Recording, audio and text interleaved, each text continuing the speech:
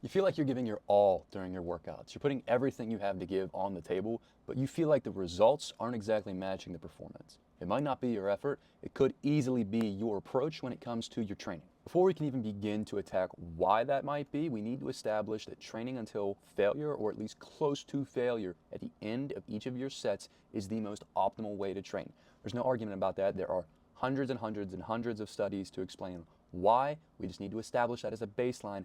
Failure is where you grow. Now, with that established, let's take a look at the three factors that actually lead into developing muscle.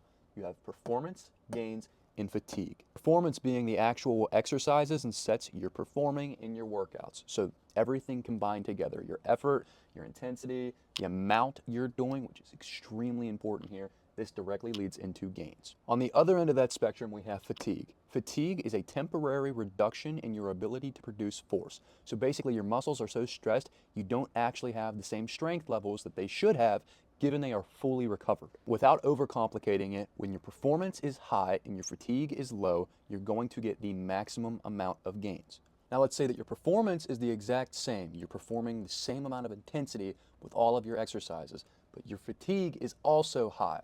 No matter how hard you are training, your gains are still going to stay low because you are fatigued, which means, yeah, you're hitting failure, but is it true failure? Is it what you could actually achieve given that your fatigue is lower? Given that, obviously, we want to make sure that our performance is as high as it could be with our fatigue being as low as possible. But how do we do that? Well, first of all, when it comes to fatigue, rest and recovery is best. But when it comes to our workouts, we want to optimize the intensity of our performance exactly the same, but lower the volume. I've experienced so many people come to me and tell me they're doing 15 exercises, 10 sets each on their chest days.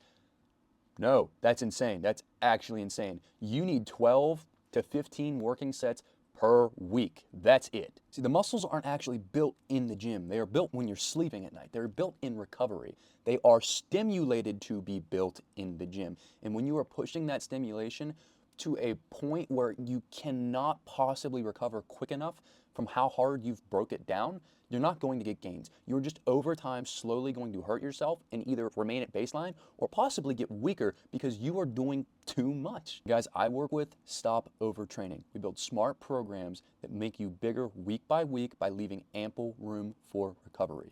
If you're tired of overtraining and wasting effort, shoot me a message. But if not, pursue the best version of you. Follow me for more.